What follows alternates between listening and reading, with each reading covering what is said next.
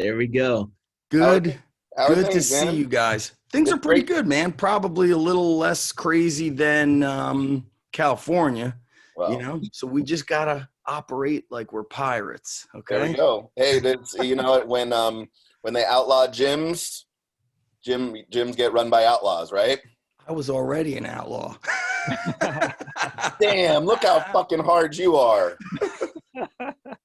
Oh shit. I've been an outlaw forever. That's right, baby. What's Oh, so Man, it's good to chat with you guys. I actually chatted with Alan Thrall this morning, another West Coast guy. So okay.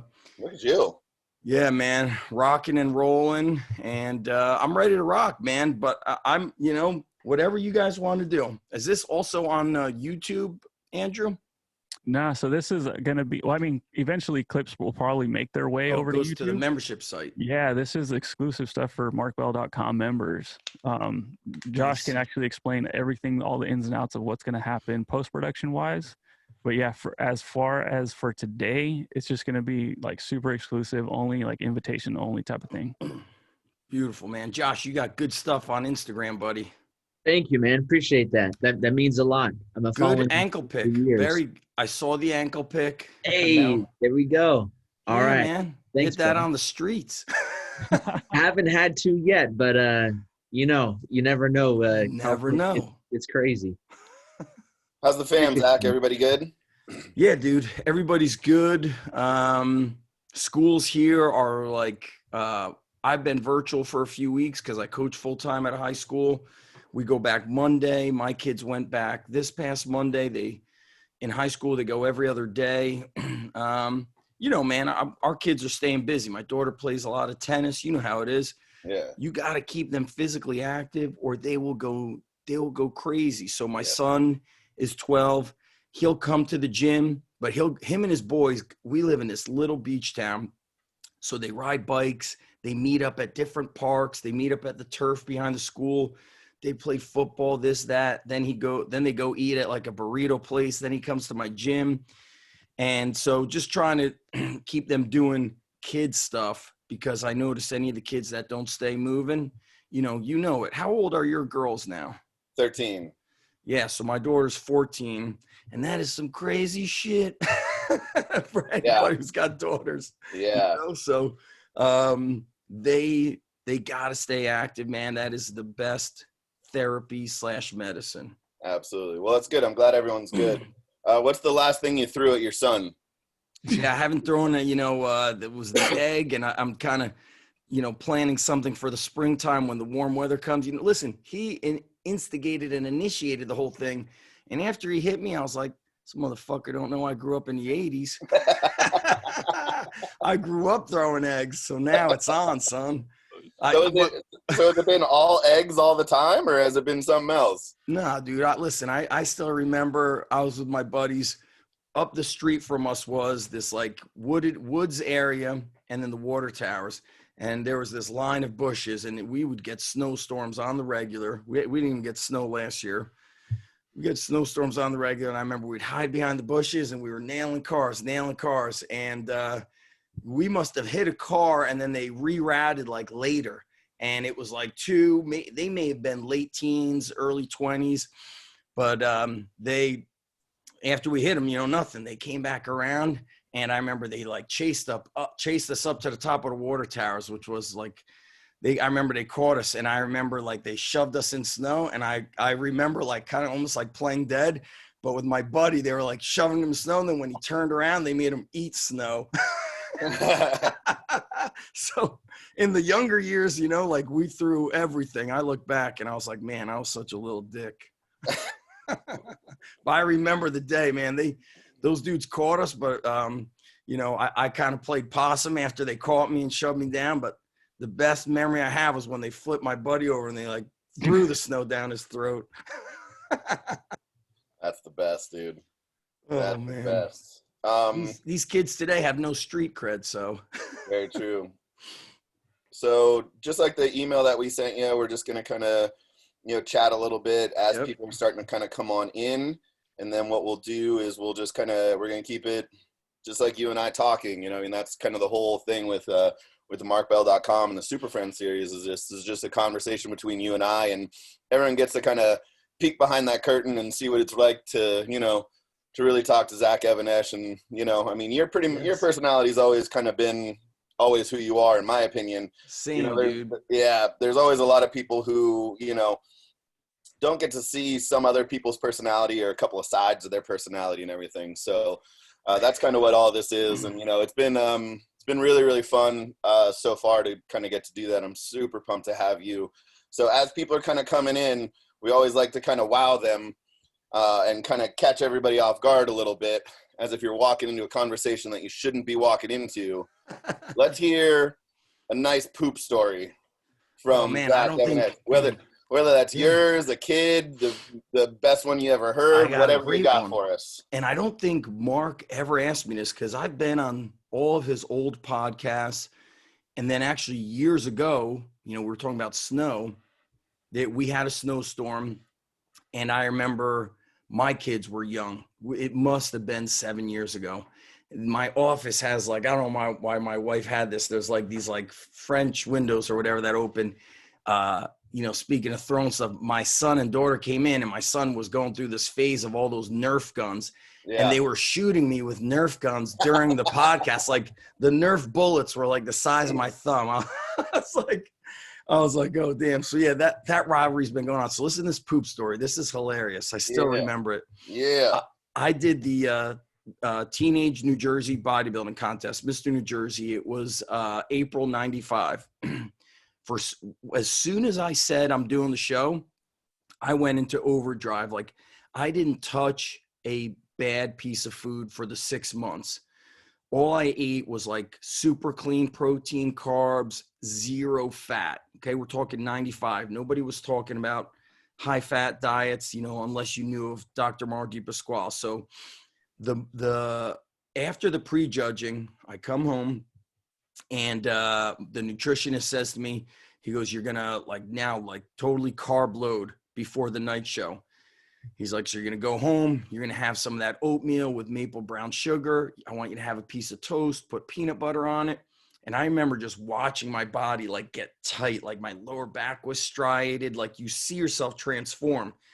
The 3 weeks leading up to the show, I did this carb depletion. 3 days deplete, 2 days load.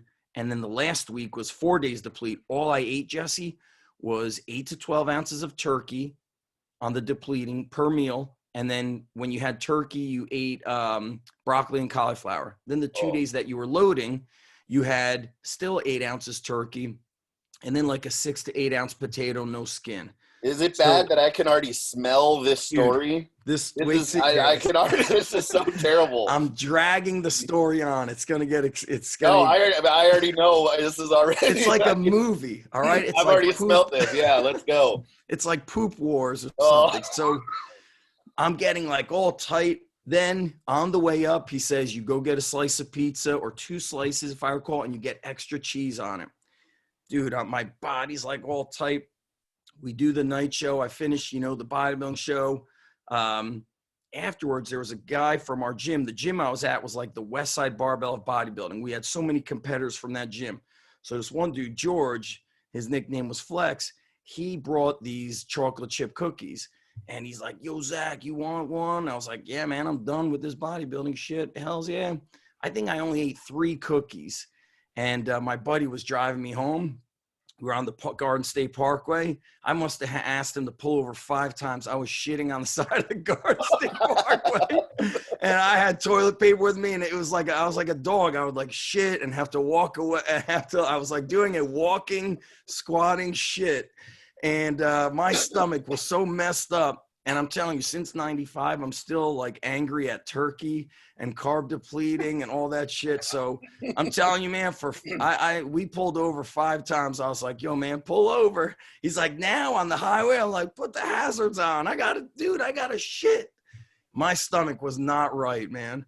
Did you get anybody honking at you or flashing lights at you? No, it was at night. Look, in New Jersey, Garden State Parkway is like, certain areas that's like crime central. I'm shocked we didn't get pulled up on by a state trooper.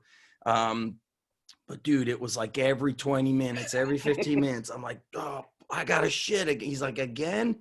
My stomach was so messed up from that carb depleting and not having any fat in my body that my body didn't know how to digest food. It was the worst.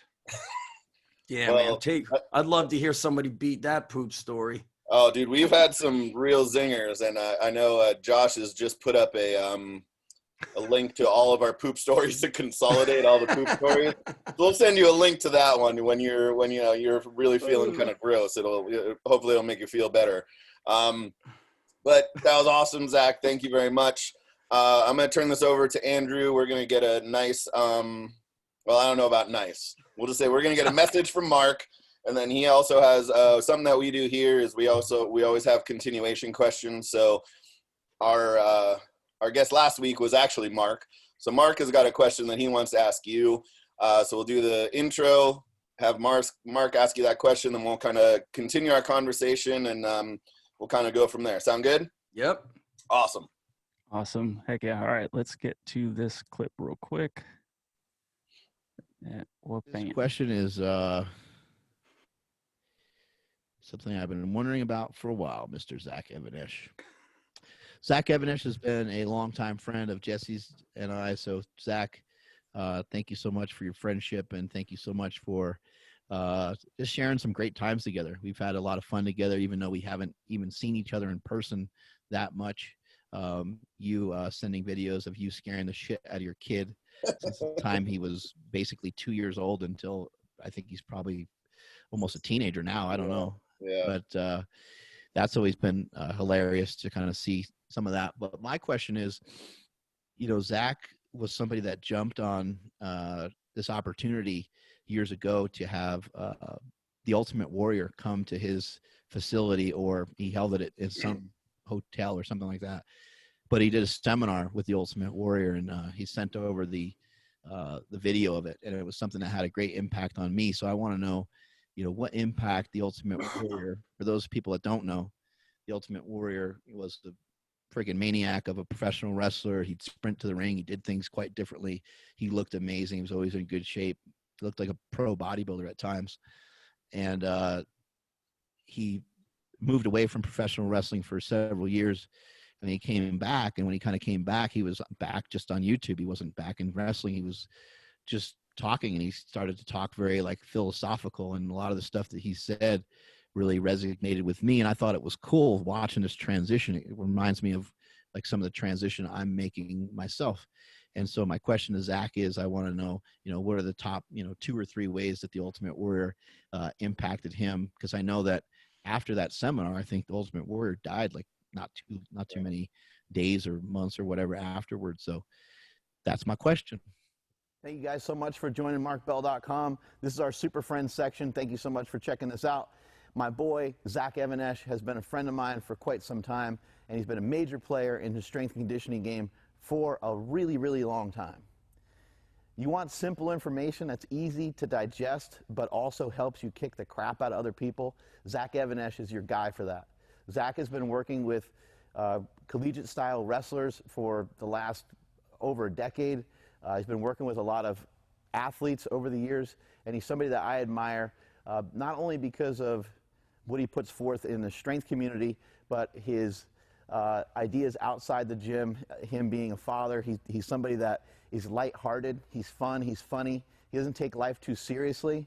And my favorite thing from Zach Even-Esh is probably, over the last 10 years, he probably sends me at least once a year, he sends me him messing with his kid and trying to scare his kid. And still, his kid's 15, 16 years old, and he's still throwing eggs at him. He's still jumping behind the cars and trying to scare the crap out of him. I like those kind of people, the kind of people that are just a little bit off. You guys are going to enjoy Zach Even-Esh. He's got amazing information, and he's got an amazing sense of humor and an amazing mindset. Strength is never a weakness. Weakness is never a strength. Enjoy the video. Catch you later. And with that, here we go. Nice. Zach, thank you so much, bud. Appreciate you for being here. Talk to us about the Ultimate Warrior, seminar, if you will, and how that all kind of came about. And, let's answer a question from Mark. Yeah. So I got to say this though. First, when I see Smelly, him and I became, internet friends. He was on the Elite FTS Q&A in those early 2000s as Jackass. Yeah. They brought me on the Q&A. Oh man, maybe I was training people out of my garage. So maybe 05. And I have seen Mark go through all these evolutions, how he's evolved. And, the one thing that stands out is he always tried to help people. And in the early 2000s, listen to this story, guys. The T Nation or T Mag, whatever that website is, forum was very active with a lot of, Dave Tate would be active on there, Alan Cosgrove. It was really the only forum. I think MySpace was out, not even Facebook. So Mark posts his photos. He weighs like 215, 220. I don't know if he was in Ohio or California at the time, but he was still in the pro wrestling scene. And so he posted these photos of himself, how he transformed himself. And he looked great, like 220, whatever, it was solid. And then he's posting his workouts. And dude, I don't remember one person complimenting him. They're like, fuck you. You're admitting that you're on steroids. Go fuck yourself. They cursed him up and down. Endless comments. Then he's like, guys, why is everybody so mad? I'm just trying to share what I've done at Westside Barbell. I'm sharing what's worked for me. I'm just sharing. They're like, fuck you. They just like ripped him a new ass. And I was like, I always tell him, I go, Mark, that was the first time you actually tried to help people. And they just destroyed you. And most people struggle to, put up an Instagram post. It's not as easy as people think. And then, the last time I was in California was, it must have been like 6 years ago or so. Mark, super training gym was inside of Midtown or something. Yeah. Yep. He had a sponsorship from some other supplement company. Cause I remember we did the Predator handshake with his elbow cuffs, and his wife thought we were like crazy. So I've seen Mark, people don't see, the 15 years that it took for him to really gain traction. And I do send Mark videos. I've been sending videos of me scaring my son. I'm waiting for him. He doesn't send me no video of him scaring Jakey. Like I told him, he could beat his ass. That's why. I know. And so my son is 12, but he looks like he's 15. The big kid. And he's a big kid. And so, I feel like Smelly has to step it up and get into the scaring game. I'm totally displeased. Like there's not been one, there's been nothing. Like he could hide in the car, or like Jakey could get in that new truck. He could have like a wolf mask on and just be like, I'm carjacking. He's got the skills. I think the problem, he does have the skills, but I think what you don't understand is Jake and Quinn would do it to him 10 times worse and 10 times as much. So he wouldn't be able to like walk out of the bathroom without getting crushed by one of them. So I think he's kind of like, if he starts to hit that ball down the hill, I don't think it ever stops rolling, and he just fears the retaliation. His kids are like the mafia. Yes. They'll put a hit on him. Yep. And so I understand. All right. So so I'll accept that will be a valid excuse. All right. So what happened with the Ultimate Warrior? I'm gonna condense the story. When he came out with those videos, one of the first videos I saw on his YouTube was my passion is fucking passion. And I remember a lot of people kind of saying to me, you're so passionate, you're so fired up, what's your thing? And I've always actually been passionate about whatever I'm doing. Riding my BMX bike, fixing bikes, then it became wrestling, then it was full on training, and then, the whole strength and conditioning thing. And when I saw that video, I actually saw that in me. And so I just went to his website. I send him a message through his website, an email. He responds back, I don't know, that day, the next day. And he starts saying how he's been following me for a long time. And then I feel guilty because I don't really watch pro sports. I never really watched pro wrestling. He was a big guy when I was in middle school. I'm 45. So in middle school, I remember the Sting and the Ultimate Warrior. And so we exchanged emails, and our emails started getting into like training and intensity and old school gyms. And then in an email, I just asked him if I could interview him the way, you guys reached out to me. I was like, you know what, let me just take a shot. Let me just go for it. See if I could interview him for my membership website. And so he said yes. And he goes, usually I get these offers. He's like, but they ask me the same questions, things that I don't want to get into with wrestling. He's like, I felt like I connected with you. And so we did an interview and just got into his whole start. And it was like two dudes hanging out, two bros hanging out, just talking about life the same way it was remember when you guys came out to Jersey? That to me is like the best damn seminar, best weekend. I mean, it was such a memorable, beautiful weekend for me. Even Mark's dad came down to visit, if you recall, because they were living in Poughkeepsie. Yeah. And so we started chatting. Not so much me reaching out to him. He would call me like every other day. I'd be driving to my gym. This town I live in, my gym at the time was like 45 minutes away. We would just talk on the phone out of the blue. And he always talked about a lot of, the same stuff. He spoke about his love for his wife and his kids. He spoke about hard work and intensity and love for the basics and being uncomfortable. And he also spoke about being yourself and how we started kind of getting into the business.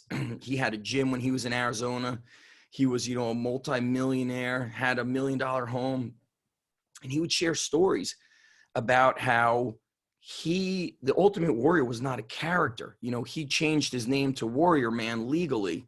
And so I actually remember when he called the house, my wife answered. And, back when people called house phones, and he said, and she goes, Zach, Warrior Man is on the phone? Like, what the fuck's going on now? My wife has seen me with all these, she didn't understand. She didn't know who that was. And so we always spoke about, he loved training, but he loved intense training. He loved intensity.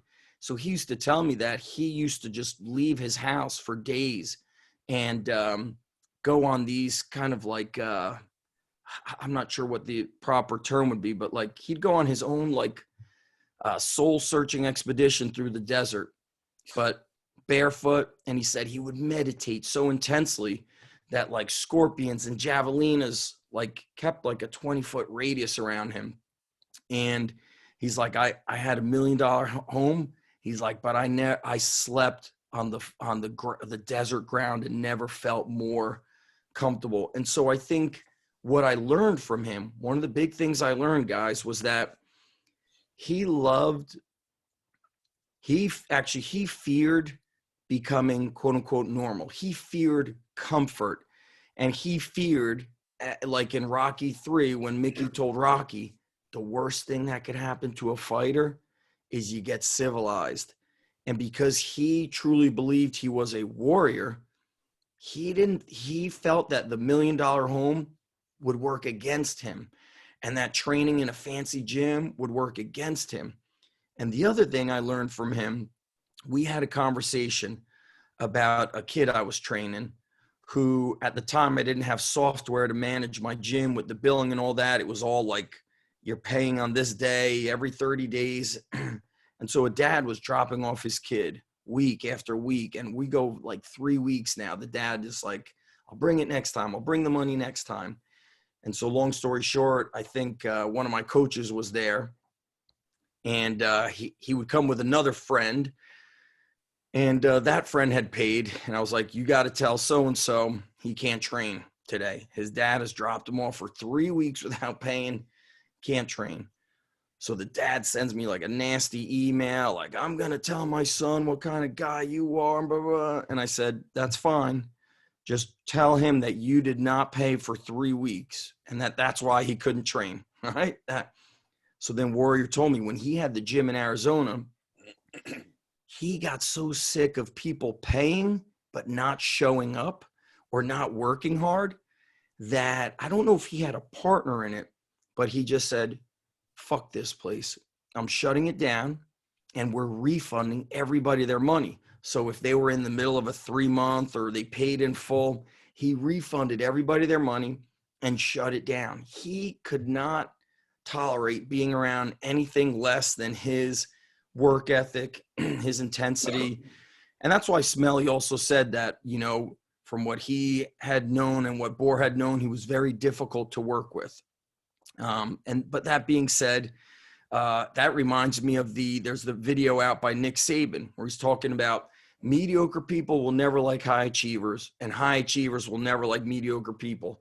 I mean, that is really the warrior man in a nutshell. He could not tolerate mediocrity or people who were I'm kind of going to try the 30-day, meat month, carnivore month. I'm kind of going to, no, we don't fucking try it. You're fucking doing it or you get out of here. And so we would get into these like passionate conversations. And what happened with him speaking at this, I've only done it once. I called it the Underground Strength Conference, where I wanted to bring together unique speakers, not so much people that everybody knew about.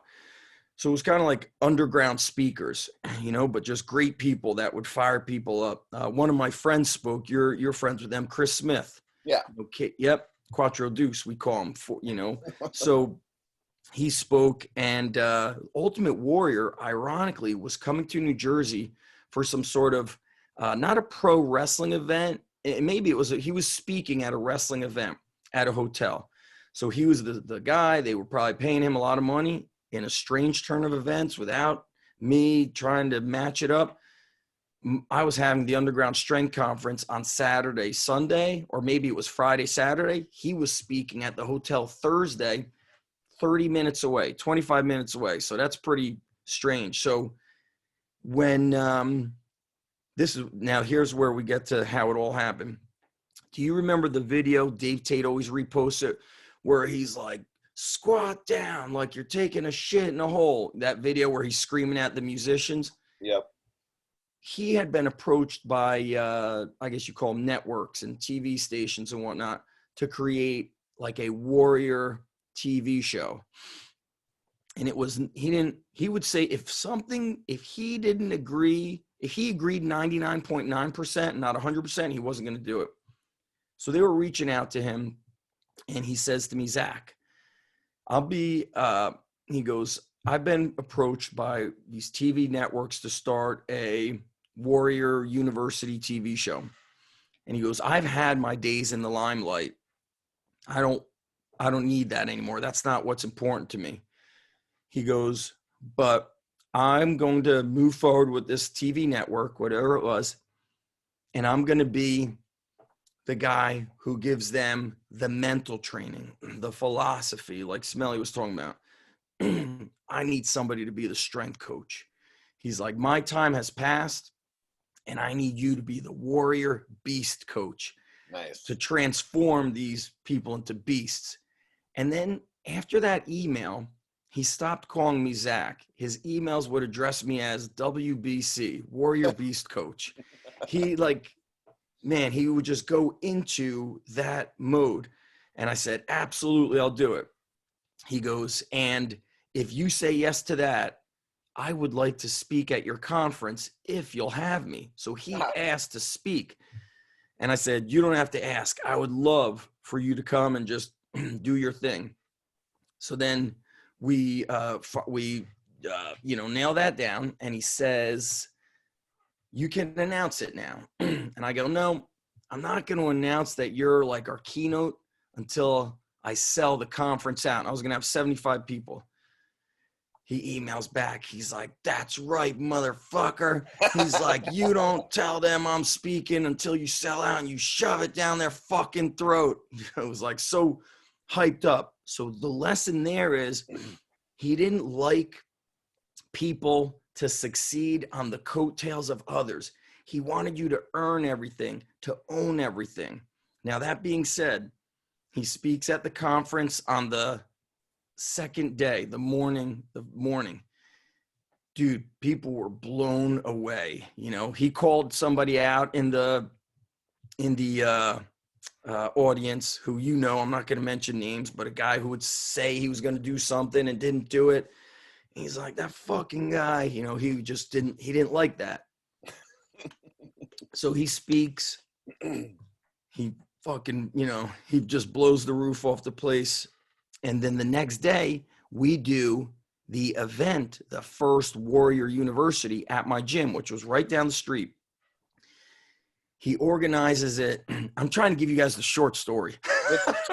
Well, everyone needs to understand, this is the East Coast short story, man. There is no such thing as a short story for anyone. I shorten it, it's not good. So here we go. I'm going to fast forward. So you and Coach House, dude. House, we were like, yeah, okay, here. Hey, give me a short story how you got started. 2 hours later, we were listen, well, that's our interview. You can't ask the how you got started. People have to research that shit. So here we go. So the next day, so I do a Thursday, I do a Friday, Saturday, Sunday, we're going to film at my gym. Leading up to that event, he has people apply to enter. They got to write this essay. He chooses them. And then what he does is they meet at a hotel 5, possibly 6 miles from the gym, because he wants them to take a warrior trek. Like they're going on this like becoming of age journey. So they meet at the hotel, and I wasn't at the hotel. I'm waiting at my gym. They're supposed to meet me by 5. It's already, they haven't even left, and it's 5 a.m. One of the guys who was there told me that his cameraman didn't show up. Oh. His assistant was there from London. He has a big fallout with his assistant. They said he was screaming so loud outside, they heard, 400, 300 feet away inside. His assistant leaves, One of the cameramen was so obese, he collapsed during this trek. So they call an ambulance, they pick that guy up, and then an old friend of the Ultimate Warrior picks up the camera and films them on the way. I drive to see where they are, and I see them walking. They're halfway there. It's 12 guys, all different walks. Some guys look built. Some guys have never touched a push-up in their life. I see them walking. I call the Warrior. I tell them they'll probably be here. It's going to be another hour before they get here.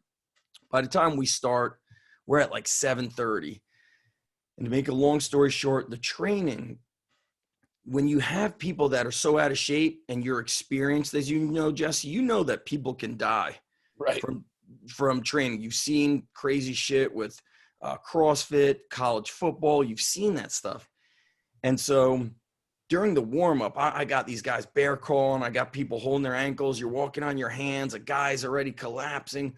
Warrior's like, you motherfucker, get the fuck up. You don't fucking quit. F-bombs every friggin' 5 seconds. And I'm like, man, this guy's going to blow out a shoulder. He ain't going to make it. Then we get to the gym. I have them taking out kettlebells. I'm like, you're going to take these kettlebells, lift it with a flat back. He goes, fuck your flat back. And I'm like, oh, as soon as he said that, I visualized somebody's spine shooting out of their back, hitting the wall and exploding. He made them touch everything in my gym, from sleds to farmer walks around that gym. It was the gym that we did the seminar at. Yeah. The sleds, the ropes go with chains. They were flipping the 650-pound tire. And it was opposite, where they had the weakest guys on the biggest tires. And it just looked, it was a mess, is really what the overall thing was, a mess. And so at the end, he has them put chains on their neck, and he makes them crawl on their hands and knees up and down the pavement. And all I'm thinking to myself is there goes the meniscus, there goes the ACL. It was just such a mess. And what happened was, that parking lot wasn't pristine either, dude. That was just gravel. There was a bunch of just shit and glass there. It was shit. It was a mess. And so, it just was not, it was, the whole thing just kind of imploded. I actually felt horrible. I felt really bad the way it went. And I wasn't sure if he was upset with the way it went. But long story short, after that, we missed a few phone calls from one another. He calls me, I miss him, I call him back, we miss each other.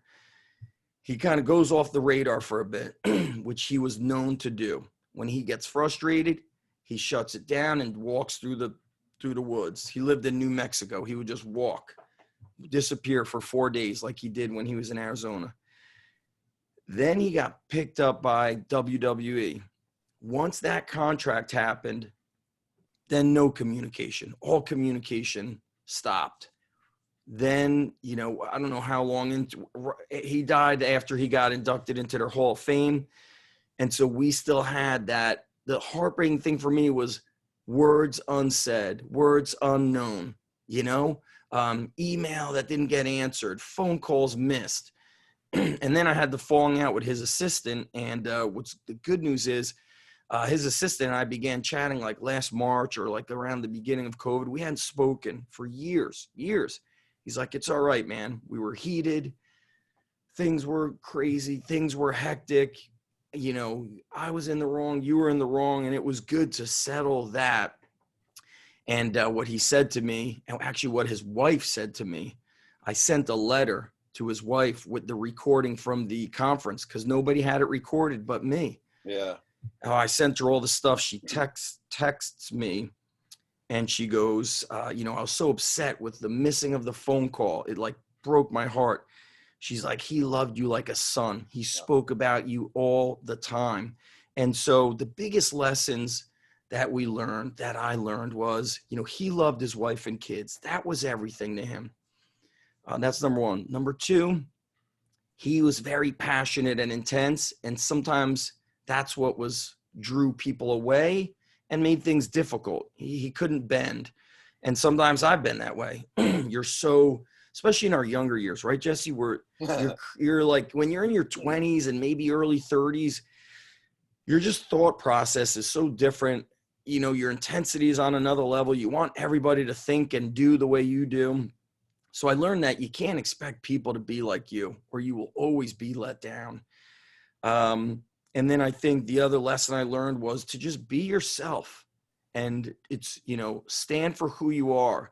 When he had the falling out with WWF, it was because he wouldn't give up his name, the rights to his name. Right. And I won't get into that super deep, but in a nutshell, he was ready and willing to lose everything he had to just stand for his name.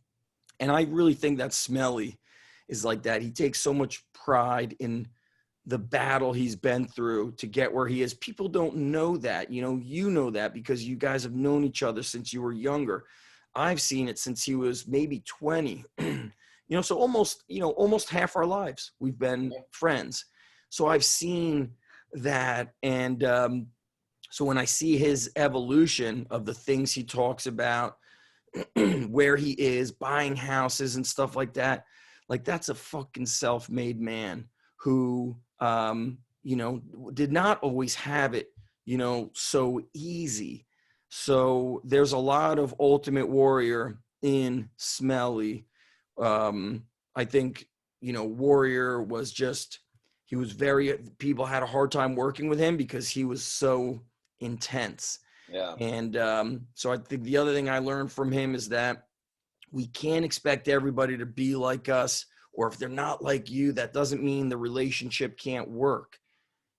Sometimes the best relationships are complementary versus the same, Yeah. So, I listen to that story. That's awesome. That's such an East Coast short story, but that was amazing.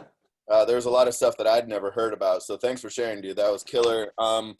And speaking, and what I found amazing is, knowing you for as long as I have, you speaking about someone's passion and almost in awe, like you're the guy that I look at and, when I need some, a little bit of a push or some motivation, I know that I can always count on Zach, something that you're saying or something that you post to kind of you always use the word fire me up, which is always kind of like an East Coast thing. And there's nobody else out there that fires me up like you, and to have you speak of Warrior like that is pretty amazing.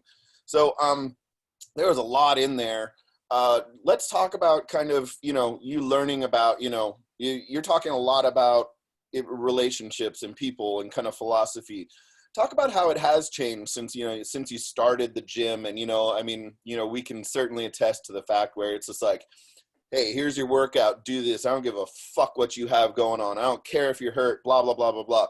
How have you transitioned from, where you started, a little bit hard line, to where you are now, where you're a little bit thinking a little bit more, there's more things that are going into things. How has your training philosophy kind of morphed from the start till where you are now? Because, it has been, and I mean, you're one of the few people along with Mark and myself who have been so extremely public with everything that we have done. And I mean, I don't know if I would ever call them mistakes 20 years ago. I just don't know if we ever just knew any better. So kind of talk us through kind of the evolution of, underground strength. The biggest change and evolution for me has been kind of the emotional, psychological aspect of coaching. Whereas you're right, in the early years, I didn't give a fuck about what you had going on. If you couldn't do the work, I was kicking you out. And I mean, think about it. When you came out for the seminar, your brother had just passed away. You flew to New York for a funeral and then came and put on a fucking brute seminar. You were able to like flip a switch, compartmentalize. It shows kind of how all of us at that time we're quite unstoppable in that area. And so what has happened, and probably what influenced me most, Jesse, is as my kids grew up, I became a fatherly coach rather than just a strength and sport performance coach. And so now I try to dig deeper to the layers about trying to train athletes, not so much for sport, because I know so many of them will not even continue in college, but how can I have a transfer to life where they continue training, they continue developing a strong mind, confidence in themselves, work ethic, and things that have happened. I think it happened after, some years after the seminar, but one of the kids I trained was murdered. And a coach told me that when you coach a lot of people, you're going to lose people. He goes, that's the problem. He goes, when you start amassing the experience, you lose kids because they graduate. You lose people because they go to another gym. You lose people because they just get tired of working hard. You lose people to murder, overdose, just shit like that. And I remember the one kid who got murdered, all I spoke to him about was winning. That's all I remember speaking to him about. I never would speak to him about, you getting your homework done? How are we doing with our college applications? What's going on at home? I mean, I don't know if his mom I didn't even know. Because all I was trying to train this kid to do was win a fucking state title. And it's like, that to me, that's what is, I try to just avoid that stuff now. That doesn't mean I'm not tough on kids. Like Monday, I had a kid do a trial who he sucked so bad. And I had to tell him, I was like, dude, I can't believe, he threw up from doing like barely anything. I'm like, then you threw up again. Or I told you we're done. You threw up again. He was like 120 pounds and plays football. I remember being like 165 and Coach Wojcik, the football coach, was like, Zach, you should play football. I'm like, Coach Woj. I'm looking at the other guys. They weigh like 230. I'm like, I'll get fucking killed. And there's kids, they're like, I think they're just dumb. They're like, nobody's ever told them, look, man, you need to fucking drink milk, eat steak, and start lifting. You can't be 120. And so I had to tell that kid, you can't come back, man, until you prove yourself. You need to gain weight, eat, put on muscle, and figure it out. I'm not even going to send you a workout. Figure it out. But then there's other kids where I don't want to say other kids, all the kids now. I'm finding out a lot of things beyond sport. How's that schoolwork, academics? If I feel effort is lacking, I round them up and I talk to them. Listen to me. Don't come here and do all like fuck off. I need effort on a scale of 1 to 10. I need a 20. Some of you are slacking. You're talking too much. If you're talking that much, you can't be working. I go, this place is about work. And I go, have discipline to walk away from somebody who's like a black hole of talking. You know, there's always that one like black hole who sucks you in, like a fucking Venus flytrap of talking. Call those people Venus flytraps. So I now go beyond win this, win that, because as you know, if we did not lift and do the training, I don't think we could be good as, and I don't want to say I'm this great dad, great husband, but I think if I didn't train, I'd suck at everything, because I'd be lazy. So to me, training is like the work that I'm trying to instill in these kids. So that's what's changed for me, is I've become a father or an uncle, or, you know, somebody has no mom. Now you got to act like a mom. And look, I coach now, Jesse, I coach so much because I'm full-time at a high school. Then I come to my gym. I might coach 200 kids in a day. Right. So I'm seeing a lot of kids. And so at this high school, I might have to go into the cafeteria and find a kid who I haven't seen for a bit.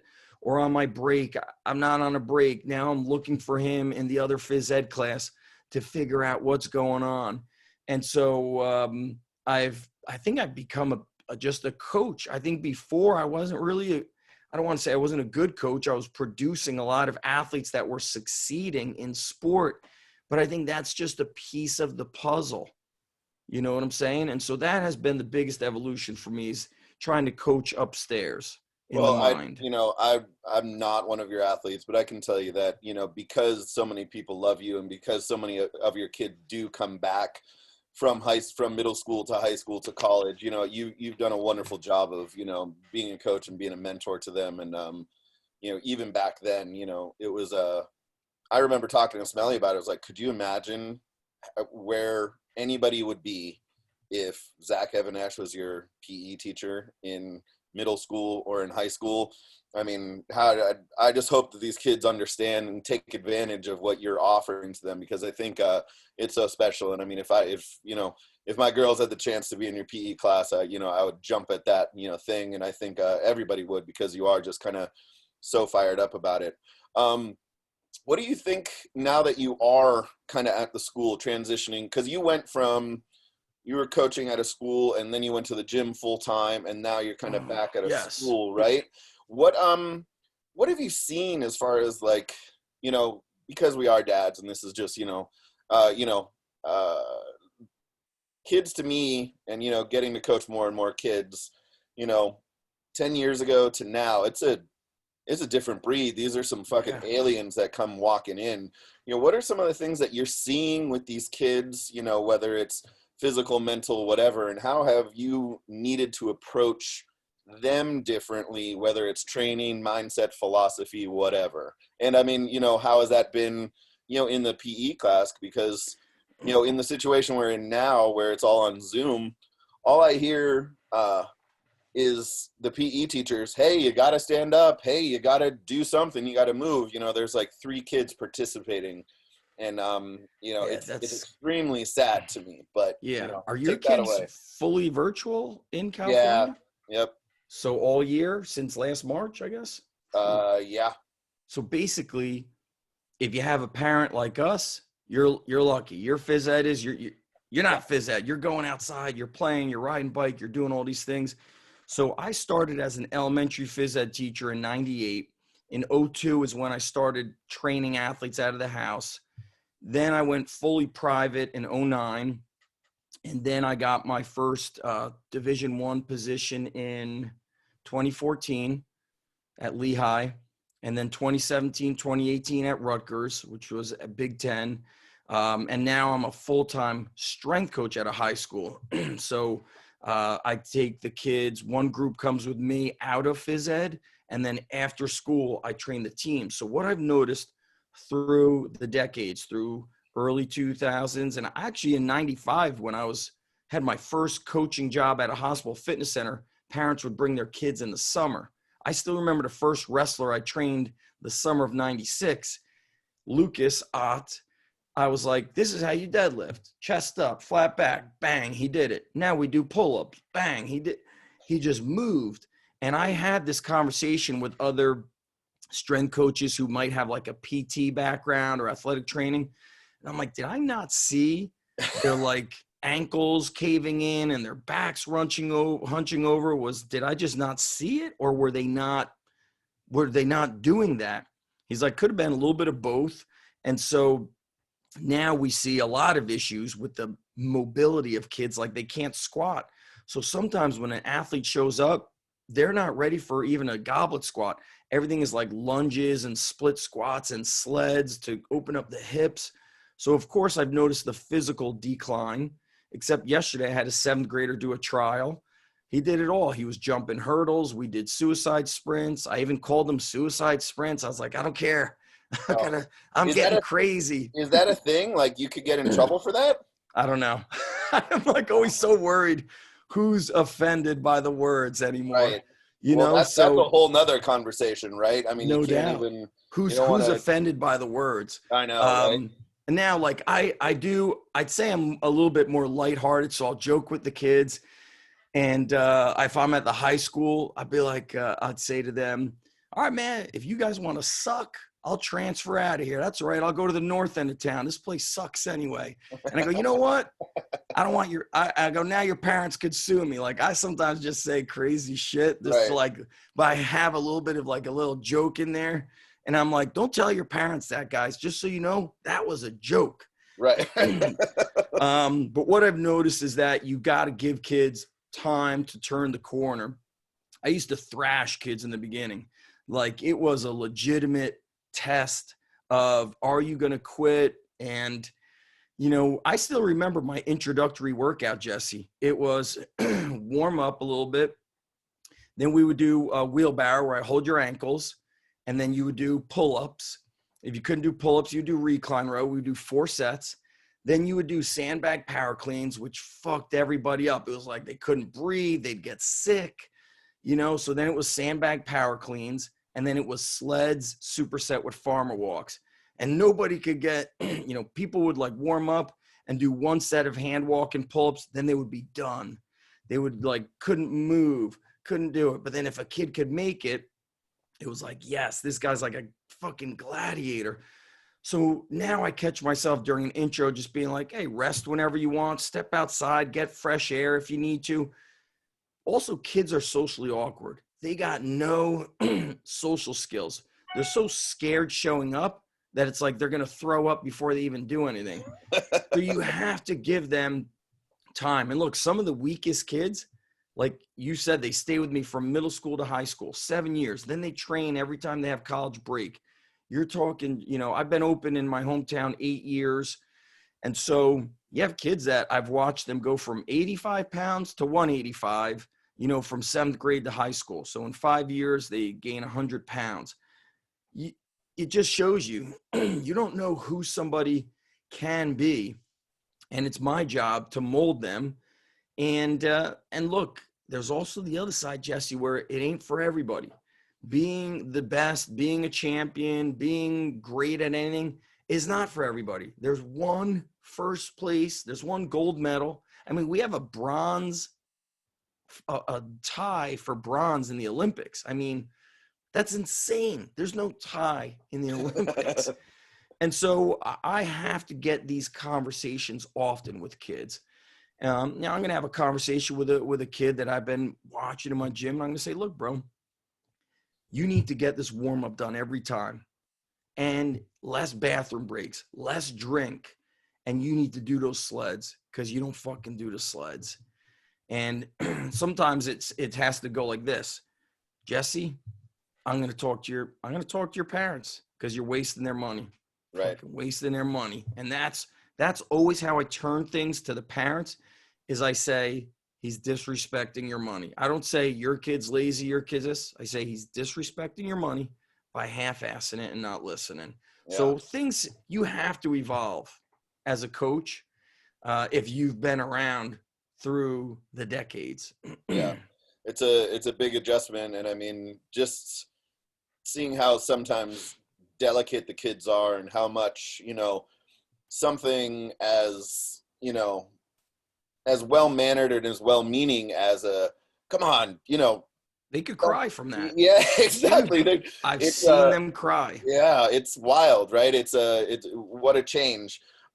So before we kind of get into some other stuff, let's transition real quick since we're talking about kind of actual movements and warm-ups and everything. I have so I want to do the kind of the meathead quick fire. I want 3 upper body movements that are your go-to, 3 lower body movements that are your go-to. Yep, I saw those questions. So for upper body, pull-ups are crucial. You got to be able to pull your body. I've just found that the athletes that could move their body through a pull-up, let's say a push-up or dip, I don't use dips that much. You know, it's it depends thing because of shoulders and whatnot. So pull-ups I want to see. Upper body, man, this is a tough one, Jesse. There's got to be some sort of a press, floor press, bench press, overhead press. Usually when we're going overhead, I like them to pull the weight from the ground. So the first, even if you're doing a military press, I like to put the bar on the ground. It starts with a power clean or it's a dumbbell clean and press. So pull up, some sort of a press. And then the third upper body exercise, it's kind of full body. It would be a med ball throw, some sort of a med ball explosive throw. For lower body, sprinting, absolutely. You know where I came with that is I used to have so much focus on the strength aspect of things. Then when I would take kids and do short sprints or jumps, they were not athletic. So you got to take kind of the elements of powerlifting and blend them with track and field, Charlie Francis, med ball throwing, jumping. So for lower body, you got to sprint. When it comes to squats, man, this is tough. If you put a gun to my head, I'm almost, and you said, Zach, pick one squat. I'm almost tempted to go with the front squat over the back squat, the box squat, even the Zercher squat. It just, the amount of like trunk stability, ankle mobility, the dorsiflexion that's going on. There's a lot of athletic things going on with that front squat. So sprint, front squat, and then some sort of unilateral movement. The Bulgarian split squat is awesome. So I'm probably going with them. Although, Jesse, we do sleds every workout. We do it in the warm-up, even if it's an upper body focus day. We finish with, it's like sleds no matter what. Yeah, that's a non-starter for all my athletes as well. It's so simple, yet it's always tough. Like no matter what you do with them, it's light, then you sprint with it. It's hard. It's heavy for strength. It's hard. You want moderate weight for a little more distance, muscular endurance. It's never like, oh, this shit is finally easy. Right. So that sled I found is just great. So, all right, the 3 upper body, we did the 3 lower body. So what I want now is I want 1 upper body and 1 lower body movement or thing that you see out in the ether of the fitness realm that drive you absolutely batshit fucking crazy. I don't care if it's upper or lower, but it's just bad technique. So let me say the bench press. I see these Division I videos out and kids are bridging on every rep of the bench press. Their wrists are bent. And even sometimes I don't see clamps on the weights. And so like being such a safety guy, you know, or I'll see a guy bench and he's turning his head and bridging. So I see all these nuances that guys like you and I, we know they're crucial. For example, I still remember, Jesse, when we were box squatting, you said to one of the guys, you said, you didn't tell him to do both of you. You said, dude, move your right foot 1 inch over. So I think he had like his left foot wider than you saw it. It was like bang. I remember one guy was benching. He didn't retract his shoulder blades. You were like, whoa, stop. You like put your hands on their own, bang, you pulled them down. People aren't teaching those nuances, those fine details. And look, I don't get too, those little details are crucial. If you're one wrist straight, one wrist bent back, no good. So, those technique flaws are bad. I see a lot of touch and go box squats.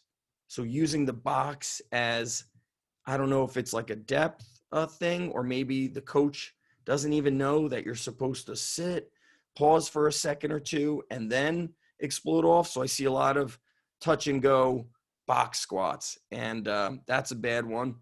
On trap bar deadlift, I see feet too wide, knees caving in, back hunched over. And so in a nutshell, people are, or athletes are doing exercises that they're not physically ready for, and or they have not been coached properly on those exercises. And I don't get heated about it. I feel bad for the kids when that shit happens. Oh, you're muted, Jesse. I don't. There you go. With all the Zoom and everything, and my internet got a little sluggish. So, but thanks for that. Hopefully, everyone else was able to kind of continue on as I had a little bit of a break. But I want you to verify a story for me. When Kelly Starrett and all the mobility stuff started to come about, and you started to, you finally got into it and said, hey, I think this is kind of an important thing to do. I thought you did something that was magical. Is it true that you just rolled a bunch of lacrosse balls out on the floor, said, put this where it hurts, I got to go to the bathroom, or I got to make a phone call? You left, 10 minutes, came back and said, how's everybody feel? And everyone's like, I feel fucking awesome. I feel amazing. And you are now the smartest mobility person in the whole wide world. I do remember keeping it simple, saying you roll whatever's tight. You roll whatever doesn't feel good. Any muscle area, you're basically massaging out your body. I think the timing of what K-Star came out with was great because of the amount of information that came out in training. People kind of went into it, kind of beat the crap out of their body. And Eric Cressy and Mike Robertson also had came out with stuff. Their first DVD mobility was called Magnificent Mobility. And I remember just being like, man, this shit is so boring. Like, I just want to smash weights. But the older you get, you start realizing everything I look at with training, Jesse, with athletes, is preserve their body. Longevity, meaning, especially if I know a kid is, and sometimes you think, you don't really know, but you feel somebody's very serious about a sport. You're like, man, I don't care what he's going to become junior. I just got to keep him going so he could progress maybe beyond college. Because if you go too hard and you don't take care of the body, Matt Wenning said it best. He goes, by the time you figure out how to train, you've passed your own peak. Right. You've destroyed your body, and so that's probably what makes me passionate as a coach, is helping people avoid those mistakes. But yeah, man, it's so simple. Roll out what's tight, what hurts.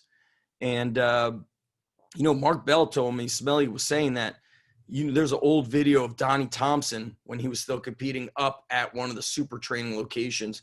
And he said Super D was showing Jesse a lot of the compression that Super D learned from Dick Hartzell. Yep. Yeah.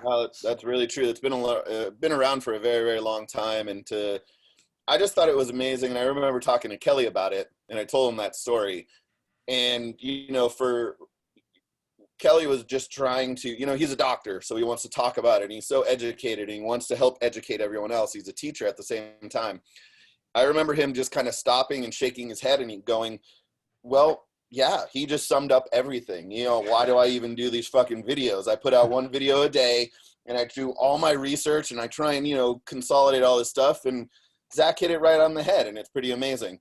A smart instructor is able to simplify, for sure. Right? And I think Kelly's able to simplify, but he could also level up and speak with the other PTs who try to maybe overcomplicate.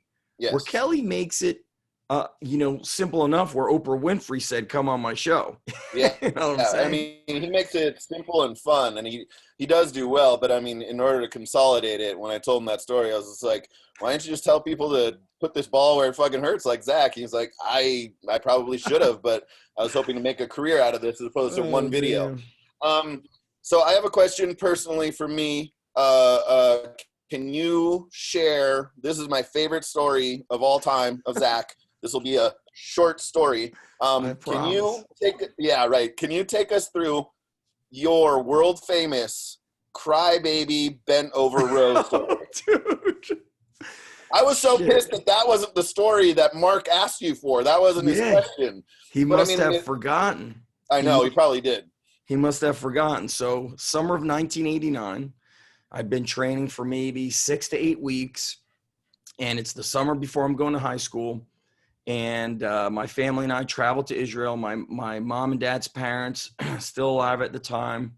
And so we go to Israel, and there's no gyms in the area. You know, we're in a very small town. Maybe there was one gym in Israel in like a big city.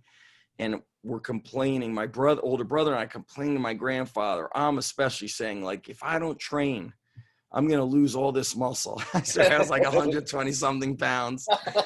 I remember doing like one-legged calf raises off the stairs. I'd go to the playground, do pull-ups. So my grandfather tells my dad, there's somebody in town. They call him Andre the Giant. And he runs like a training in his downstairs of his house. So my grandfather never had a car. My dad rents a car. We go to Andre's house during like in Israel, they don't call it siesta, but everything shuts down from like 2 to 4, 1 to 3. People shut down stores, they nap. You know, I'm a 13-year-old kid, too much energy. I don't nap. I'm bugging everybody. So we drive to the other side of town, 5 minutes away. We knock on Andre's door. My dad's with me, my brother, my grandpa. My grandpa says, Andre, these are my grandchildren. We heard you do some training, and, we'd like them to train with you until they go back to America. I remember Andre answered the door. He had just like shorts on, no shirt.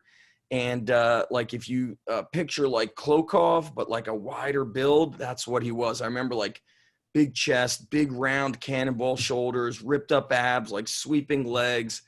And I had read bodybuilding magazines. So I never saw a guy built like this. And I was like, yeah, I just remember just being like, holy hell, dude just looked like a beast of an athlete. So my dad pays him the money. We go there for the workout. We're there a little bit early, I guess. And it's downstairs in his house. So it's not open. He's got his weights in the corner. He was the story behind Andre, and his name was Andre Holzer, not Andre the Giant. He was from Romania, like my dad. He left Romania during communism, like my dad. He was a little older than my dad. He was on their junior weightlifting team. And story was, he was like feared by the Russians that he was going to beat everybody. Like he was a fearless lifter. And so he's in the corner. He has a pair of squat stands. The ceiling was removed so he could go overhead. And then the floor, he like cut the floor and it looked like rubber, like tire almost, so he could drop the weights. So there's like rooms, one bedroom is like a universal machine. The other bedroom has fixed barbells. Another room that's like bedrooms with weights. And then there's like the open dining living room area. And so I remember I was with my brother, and there's like one other dude just kind of warming up. And so Andre is in the corner, and I still remember him lifting. The way he lifted remind me of Ilya Ilyin, like super clean, like fast. He was doing like split jerks. He was doing squat jumps, good mornings. And I see it in the corner of my eye. And I swear to you, I remember my thought process of like, this fucking idiot's going to hurt himself. Look at this idiot, And I'm telling you, I remember thinking that because I had read Arnold's books. I'm reading Muscle and Fitness. So I'm doing bent over row. I'm hunched over. My legs are straight. My back is all like banana backed. And my brother's like, Zach, what are you doing? What are you working on today? And I announced loud, like people could try to hear me. I'm like, I'm doing chest and back. And I'm going to superset 4 sets of 10 on the bent over row with this and blah, blah, blah. And, people are now like starting to come into his downstairs gym to work out. And I can't remember how many people, let's say like, 18 people, 16 people. There's people inside. Then on the side of his house, they're like sprinting. And I'm doing the shitty bent over row. And then he just fucking turns around and like screams. He's like, stop. And it's like you walk into the club and the DJ, like, the record stops. Everybody stops. And he like shouts at me. He's like, no. And he like walks over to the bar and he starts like showing like a flat back. He starts rowing to his neck, not to the stomach. And he yells at me in like broken English and a little Hebrew and a little Romanian. And everybody's like, I think everybody shit their pants at the moment. So I go outside and I'm like so embarrassed that I just like crossed the street and now I'm on the front lawn of the house across the way. And my older brother don't give a fuck. He's like, whatever. But then I'm telling you, 4 or 5 minutes later, there's like 6 guys on the front of his lawn saying, it's okay, you can come back. He won't make you cry. And I'm like, I'm not crying. So while I'm telling Jesse and Smelly this story, we're at a restaurant. They now take the story into their own hands. Jesse's like, I'm not crying. I've got something in my eye. We start laughing because they started, you know, how they exaggerate. They took the story into their own hands, but I was like, I'm not crying, I'm crying. And so I still remember, like, I get picked up. My dad drives. My grandfather don't drive. Never. So we're in the car. My brother explains I get kicked out of the gym. My grandfather's like, he's like, you're a fucking embarrassment. You're an embarrassment. You don't listen to a champion. Like, what are you? You know shit. You know nothing. My dad's like, listen to that coach. You don't tell him what to do. And so my brother's like, yeah, man, he's like, Zach did not listen. Zach got kicked out. They tried bringing him back in. They refused to. So then the next day when I'm there, Andre pays zero attention to me. The whole, like, we're there like 3 weeks, 2 weeks. I remember the next day a guy tries showing me like the tricep push downs. He goes, let me show you something, but don't get angry with me. You know, like I was now going to cry every day. Somebody was going to coach me. And I could only imagine the rumors that were going the whole 2 weeks. And so I remember seeing like the way he lifted.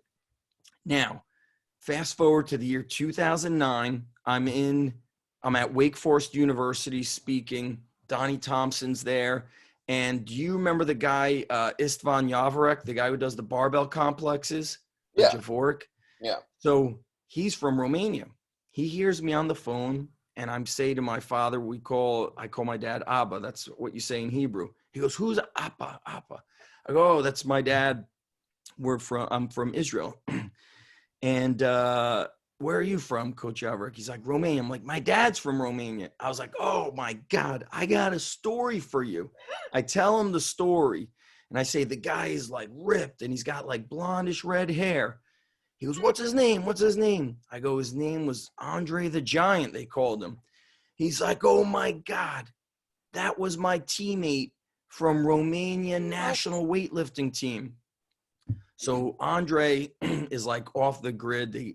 I tell my dad that Coach Javorek was teammates. They were separated during communism and leaving. They had not seen each other since they were like 19 or 20. Now they're maybe late 60s. So we're talking, 45 plus years. My dad finally, with like friends with Israeli intelligence, they get Andre's home phone number. I give it to Coach Javorek. It took like 2 years. Coach Javorek emails me and goes, I spoke to Andre. And as soon as he said hello on the phone, I knew it was him. And I was like, man, talk about like 7 degrees of Kevin Bacon. Like, right. I just fucking solved the puzzle, baby. Well, so my question is, did Andre remember you? I don't even know if he got into that conversation with That's him. Probably good. Dude, and what happened was, I think Andre, speaking of like gyms, when I went back to Israel, I was 22. I saw his equipment on the side of a pool, like a public pool.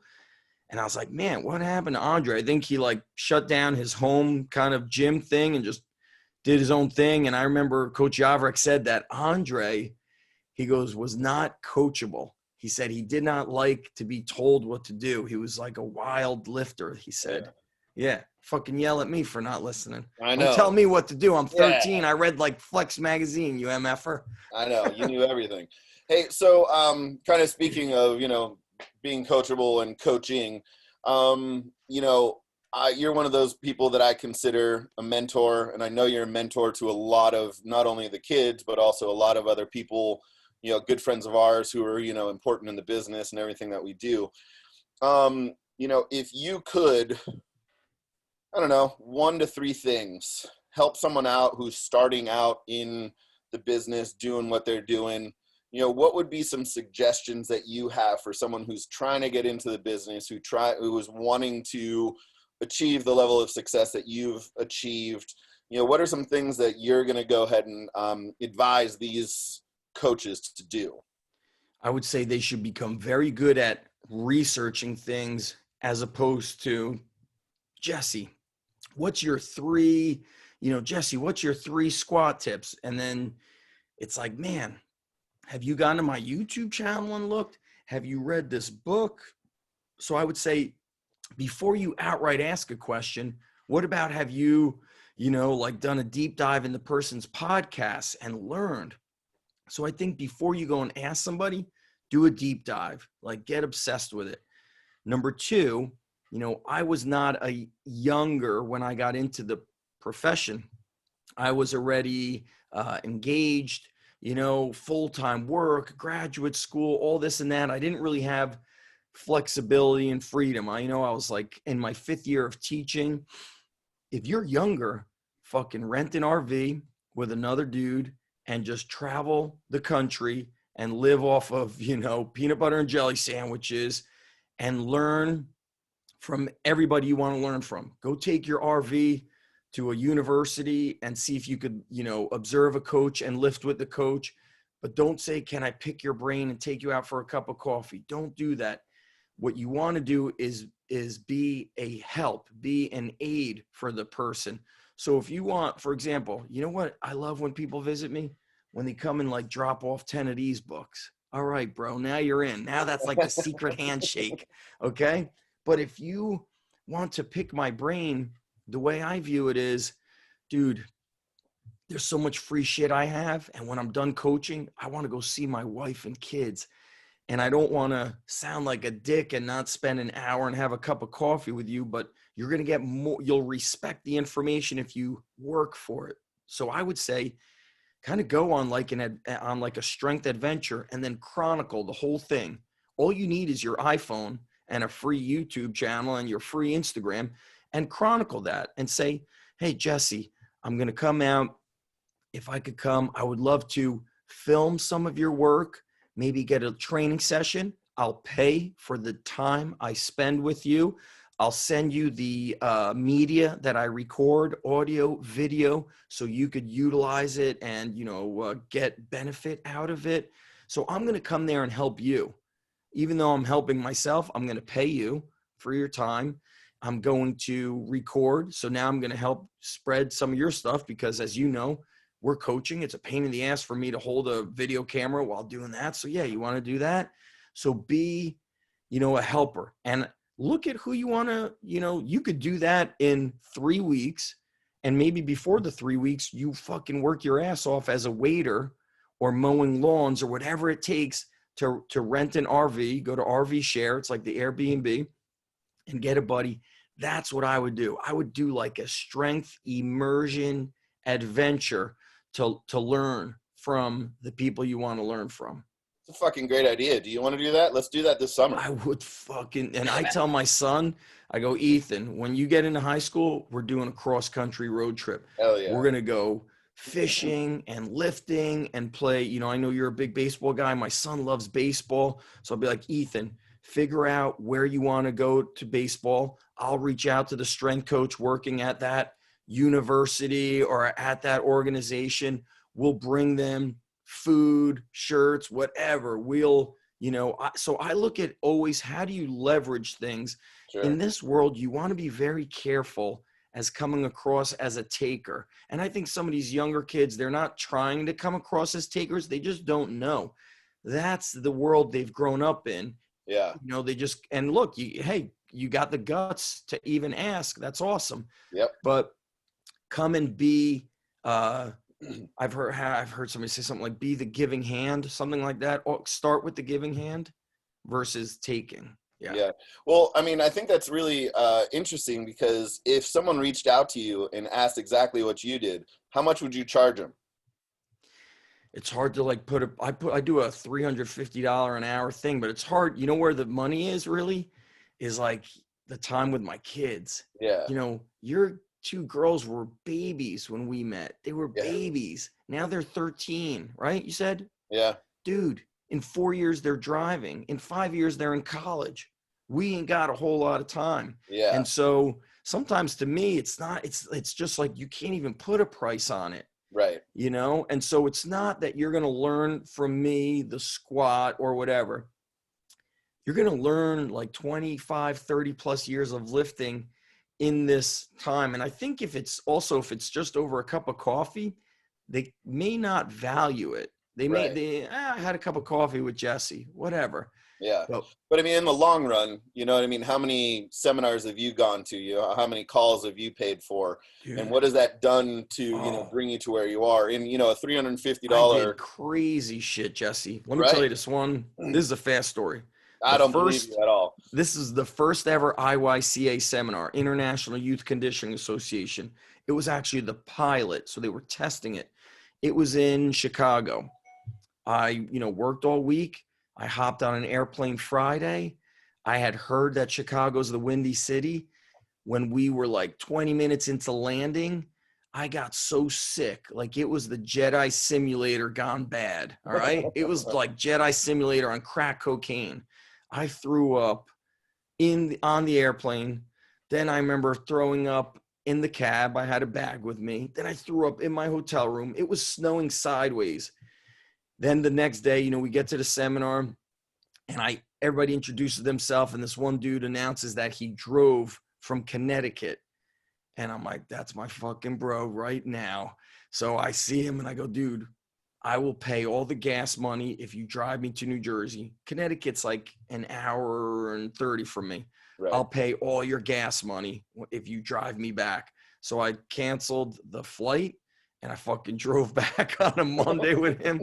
So I was like, I am not getting on that plane. And ironically, when I flew back from Cali the last time, man, I got really sick going over to the Sierra Nevada mountains. And I remember the dude next to me, I think, was starting to get nauseous because I was throwing up. And I was right about to say, yo, I'm the sick motherfucker here. It ain't your show right now. I'm throwing up. I was throwing up. And then I think me throwing up was getting him sick. I had a layover in Texas. I call my wife. I'm like, fuck this. I'll drive. She's like, you will take 6 Xanax and fucking get on that plane. Go to the bathroom. I put deodorant on, cologne. I wash myself. I fucking Xanax it up. I get on the plane.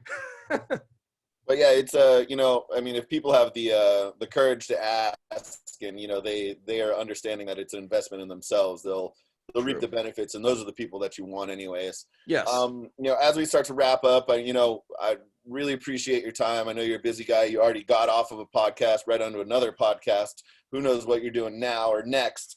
Can you let everybody know where to find more of Zach Even-Esh? And then we also want to ask you if you have a question for JP Price. Nice. So Strong Life Podcast, ZachStrength.com will take you to my website. And then if you Google like Underground Strength Coach, that should take you to all my YouTube and my membership site. And, let's see, for JP Price, my question is going to be best things you're doing to stay healthy. Best thing, whether it's shoulders, knees, back. I know you had did you get your hip replaced? You were going through. I did, yeah. And JP actually I think he had a hip resurfacing or kind of something less than a full replacement. So he's he's been going through, very similar stuff. I want to hear everything, whether you think you got to take TRT as we get older, whatever it is. I have to get my ACL. I'm getting a second ACL surgery the end of like spring. So it's like, man, I'm always trying to find whatever edge you can to stay healthy because, time goes so fast, Jesse. Yeah. When was the last time we saw each other? Was it in New Jersey? No, I think when you were out here with Smelly, I think probably. No. Sornex, remember? You came to Summer Strong. Yes. Yeah. 5 years ago. Yeah, it was a couple years ago, yeah. In 5 years, I'm 50. When you were here in New Jersey in 2010, maybe. Yep. In 10 years, I'm 55. I might retire. You know what dude, in 10 years, my daughter will be 24. Like, that's why I look at all things with time.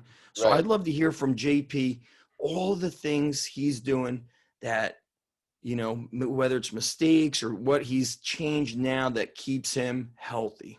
Awesome.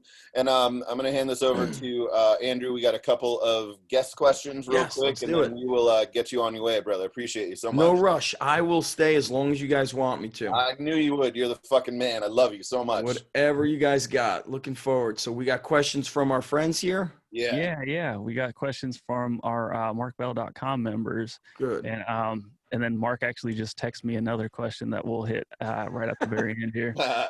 Yeah. So this one comes from Rob, and he's asking for wrestling, how much time a week is spent in the weight room for preseason, and do you use dynamic strength training for speed? Great questions. So Rob, the crazy answer to a lot of things now is always, it depends. I'm going to break it down super fast, I promise. So high school kids, when they train in season, I tell them because I have a private gym, it's once a week or twice a week. Some train twice a week, 30, 45 minutes. At the high school I coach at, it's free. What we did last year, because high school wrestling got pushed forward, is they would come 2, maybe 3 days a week in season at like 22 minutes a clip. Sounds crazy, but the coach would send the JV squad and then the varsity squad. And so JV would get probably 3 days a week lifting. And I would do something like this for a warm-up. Do 5 pull-ups, 5 push-ups, 5 reverse lunges. Do that for 2 rounds. Then I would do always a superset. And I'm always working speed. And oftentimes, you know, when I tell a wrestler, I go, you want to get fast, you drill faster. You want to get faster at your sport, do it from your sport. At my private level gym, we have an in-season option, which is once a week. They'll train about 45 minutes. But some kids train more than that. Some kids might train twice a week. You have kind of different personalities. At the college level, we trained twice a week for starters, and then red shirts and non-starters would get a third lift in, which was quote unquote optional, which is trick word, which is code word at Division I for if you ain't showing up, you don't want it, and you ain't going to be a starter. And so we train year round. With regards to dynamic work, the warm up always morphs into dynamic work. Dynamic work could be done with weights, where we're doing, it could be speed, banded bench if the athlete is advanced enough. We do a lot of med ball throwing against the wall, different angles. Heavier medicine ball throwing from like a chest pass, throwing it over your shoulder. That might be a 40-pounder, a 60-pounder, depends on the size. We do a ton of jump training, box jumps, hurdle jumps. Sprinting is your ultimate speed training. And then the forgotten speed training is jump rope. You know, can Herschel Walker be wrong?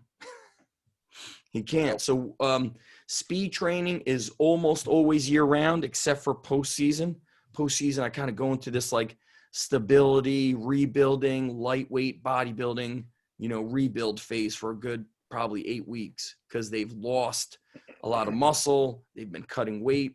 So he could also go on my YouTube and just type in wrestling or program design, and he'll find more answers. Awesome. And then you were just kind of mentioning, you know, getting the kids from the coaches and stuff. And Josh is actually asking, you know, do you have any tips to help to try to get those high school coaches to buy into the strength training? Dude, so interesting. A local high school coach just bought 2 of my ebooks, wrestling ebooks, a couple days ago. His town is 5 minutes away from my one gym that is it's like a building of all combat sports. It has a wrestling club, jiu-jitsu, and boxing. The wrestling club is like, it's like all world class. And I emailed the guy and I was like, dude, we're neighbors. I would love to see your athletes in here training, even if it's just once a week. You know, he obviously bought the ebook so he could try to run the weight room. But right now with COVID, that's probably pretty tricky to do.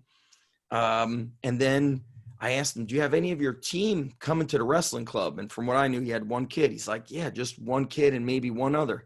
And I'm thinking to myself, dude, your job would be so easy if you just said, guys, you go to Underground and Yale Street. It's under the same roof. Bang, done. Do it twice a week, done and done. But I think sometimes it's weird. It's like they make it difficult. I think there's some ego involved. They want to try to do it on their own. So what you have to do, and I learned this from Dave Tate, was if you ever get one of their kids, you reach out and you say, Josh, I'm training one of your wrestlers. He's a heavyweight, Jesse Burdick. He's a great kid. What do you think I need to work on with him so I could help you out? So you let him kind of tell you. And I even do this with parents. You know, when I speak with parents, what do you think your son has to work on? They feel like they've got, you know, the say, but of course I'm assessing them every day by watching them train and move. So sometimes you don't get the team. It's actually very rare to have a forward-thinking coach like that who sends a full team. I don't even know. I could probably just count on one hand how many coaches in general, not just wrestling, have sent their teams to me. I had a baseball team. Have I ever had a wrestling? I don't even think I've ever had a wrestling team. And, you know, I'm not saying, oh, I'm some wrestling, you know, king or whatever, but you would think that they support it. But sometimes, you know, it's like what we said earlier with like Ultimate Warrior. You can't expect every coach to be as fired up as you are or even believing in the benefits. Or I once had a football coach come to my gym and he's like, yeah, we do all these exercises. You know what I think when somebody says that? This is like totally makes sense to you, Jesse. Well, if we all bench press and squat, why aren't we all as strong as the guys as Westside Barbell? It's the same shit. Right. We're all doing the same stuff. Right. Why aren't I? How come all my kids don't squat 800? I'm doing the same stuff. Yep. So it's not what you do, it's how you do it. The other thing you could try, Josh, is be complimentary. So football weight room will begin next week for some of my guys. And they said, what will we be doing? I go, if you guys are squatting and benching there, we'll do our speed work. We'll do our sprinting, our med balls, our kettlebells. Or, you know, maybe you didn't squat all the way down. I might have you do, you know, some speed work again. And the good thing is they're young. You could go run a marathon and then get hitting the balls with a sledgehammer and then wrestle. You'll be okay. You're like 16 years old. It's incredible. This one comes from our boy, Matthew. He's asking, if you don't feel like you're getting the feedback you need to grow, how would you approach your coach? How would you approach your coach to ask? At what point would you decide to try a new coach? Oh, great. Listen, so there's kind of a two parts to that. If I see a kid not making progress, I go into these two things, nutrition and sleep. So, dude, what'd you eat for breakfast today? I didn't. All right, there you go. We're starting the day at a C-. You're a fucking C-. All right, I tell him straight up. What'd you have for lunch? I shit you not. A kid told me he had 25 chicken nuggets. I said, dude, like, what the fuck? All right, I'm sorry. I shouldn't be cursing so much, but I get a little fired up. Then I go, all right, tell me what you ate the day before. I can't remember. Do you smoke pot? You can't remember what you had lunch 24 hours ago? Tell me what you eat. I ate hot dogs. I go, everything you eat is processed. You'll never get strong that way. What time you go to bed? Then I look at, you know, oh, you liked my Instagram at 3 a.m. You can't get strong, bro. We had to get here at 7. You slept 3 hours. So look at your own lifestyle. Are you not following the nutrition? And this is my rule with eating. 3 meals by 3 o'clock, 5 meals by the end of the night. Breakfast, lunch, eat after school, eat dinner, late at night, dinner leftovers, protein shake, have breakfast again, you know, a sandwich, whatever. That changes things. Sleep, shut it down at 10 o'clock. Got to get 8 hours of sleep. So if you're doing all those things and legitimately following through and you're not getting results, then it's okay to go and try working with another coach, you know. But before, you know, Jim Wendler always said, before you point the finger, jab the thumb, meaning make sure you're doing everything you need to do. Dude, that's so solid. That's I'm such fucking a killing these answers, dude. man. Yeah, you really are, dude. That's sick.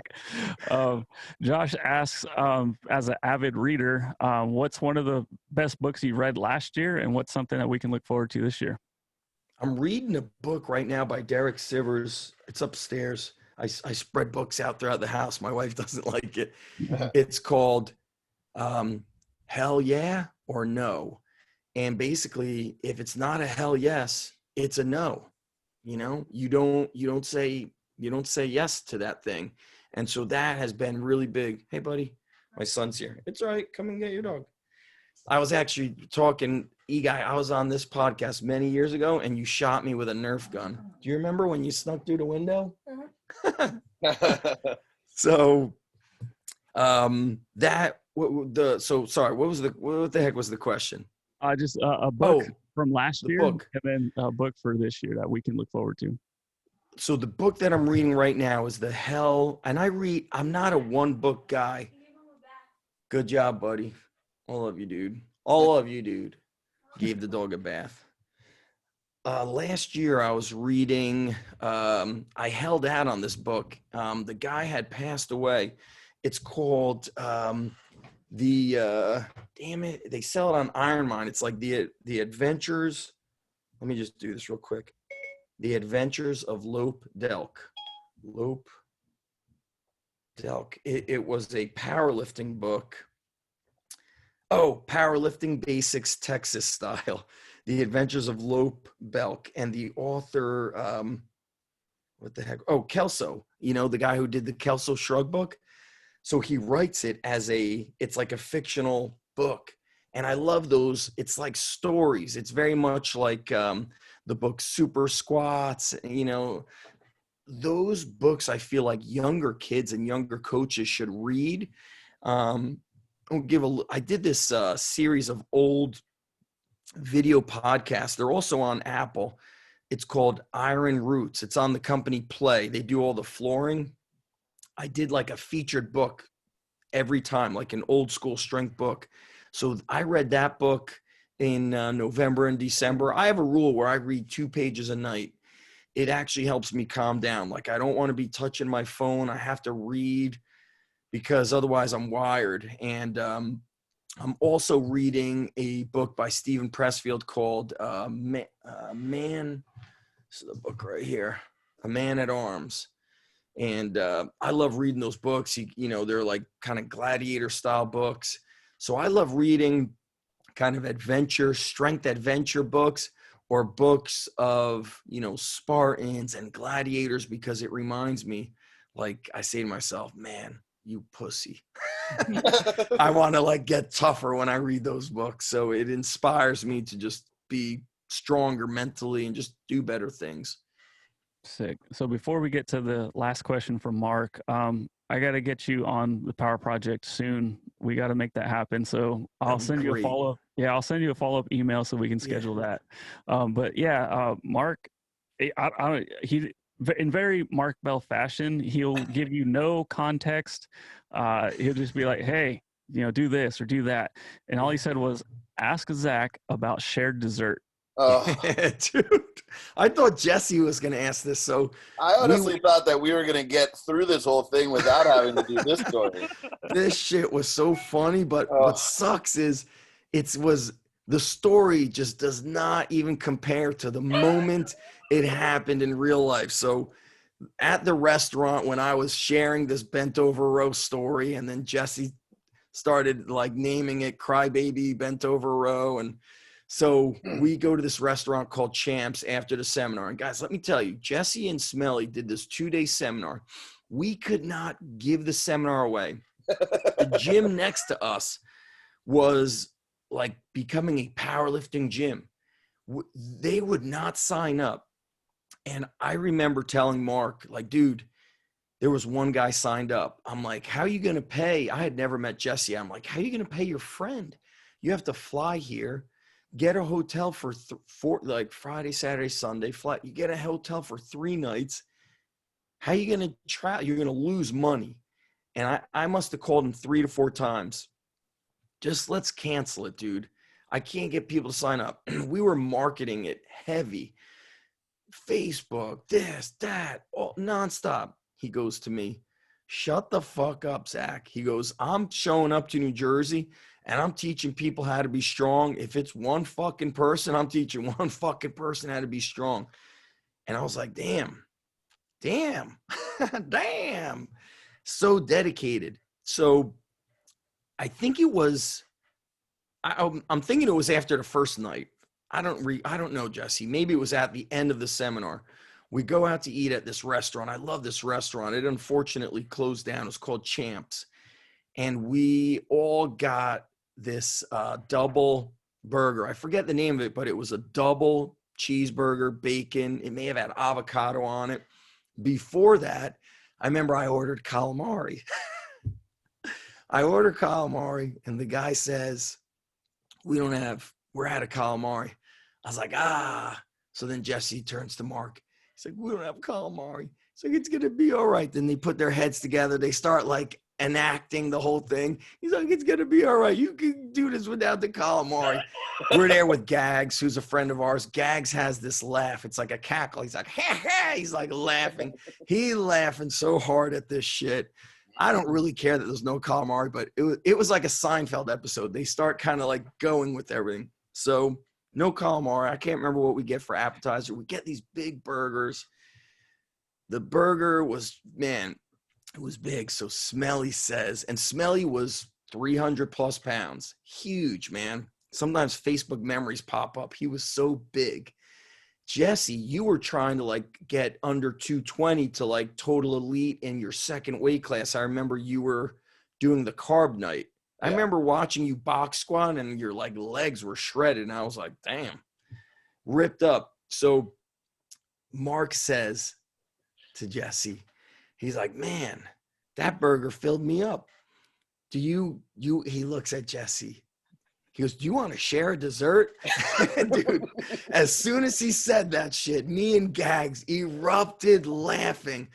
I was like, oh shit, dude, super heavyweight gonna share that dessert. I was like, you're gonna share a dessert. I ripped into him. We were dying laughing. The story just doesn't, it doesn't at all like equate to the whole, on the Richter scale of awesomeness. It was so funny. We were crying.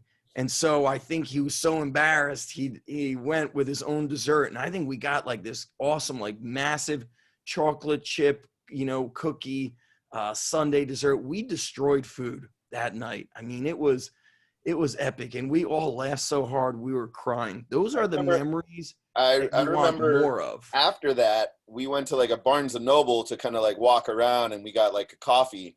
And I remember sitting there and like, hey, Mark, like, we should go and get a dessert, like here, like go get a bunch of cookies to prove that we're not just a bunch of bags, and I shouldn't have said that, pussies, or I shouldn't have said that, wimps. Now you're gonna get sued. We gotta show them, that we can do this. And both of us were just like, bro, we just couldn't do it. It was that burger got much. You guys. I can't believe that place shut down. There's something else, Zach. You're not telling people that your gym was like 4 doors down from a pizzeria. Yeah, Joe. We had ate like wings. 2 pizzas and like a sub like this. You ate a bunch of wings, dude. You had a bunch of wings. Yeah. And Mark was so blown away by all the things. He went and got a Dunkin' Donuts coffee that morning. And he goes, dude, I got in and out in 2 minutes. He's like, people work here. He's like, I forgot what it's like to be on the East Coast. He's like, you order in California. He's like, they're standing around. Nobody's in a rush.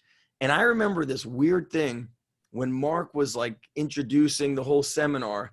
He put his coffee down and he had the first pair of power shoes on.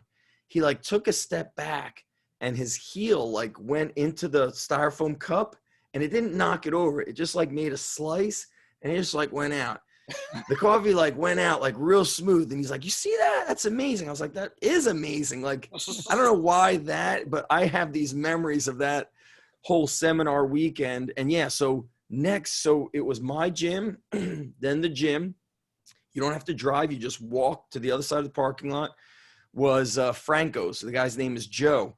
And so Joe was like a legit Sicilian and made amazing pizza. And what's interesting is anytime I had guys come to a seminar from California, they wanted pizza for breakfast. They were hoping the thing would be open at 9 a.m. There was a guy that came from California, from San Francisco.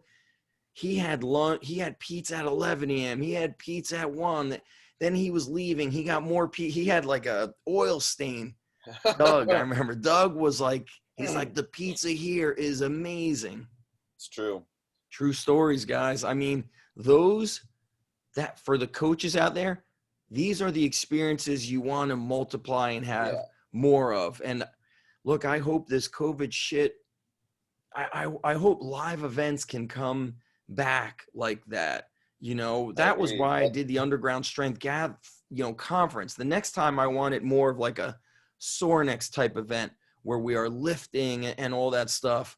Those are the experiences I could hope for other coaches, because I think it was before social media had exploded.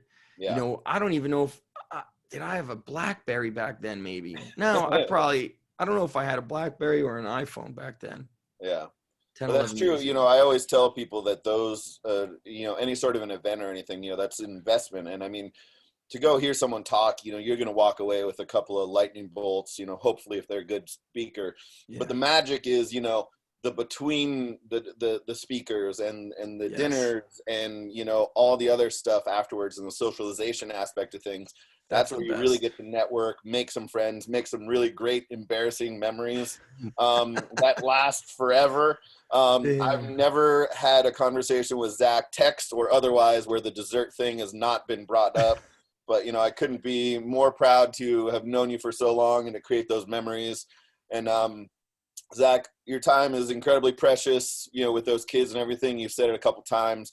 So we're going to let you go. Thank you so much for this, man. Thank you, guys. Awesome. Hope everyone enjoyed it. Hope you have an awesome day. We love you so much, bud. Keep everything going. You know where to find Zach. Go get him. If you liked what you saw here, you liked what you saw on Mark Bell's Super Friends, say something about it. Let everyone know so we can keep kind of moving on and keep doing this every couple of weeks. Our next one in 2 weeks is JP Price. You will see us advertise as much as we can. But Zach, appreciate it, brother. Hope you have an awesome day. Hope you had a great holiday. We will talk very, very soon, as always. Love you, dude. Thanks to everybody. Guys. See you later. See you guys. Peace.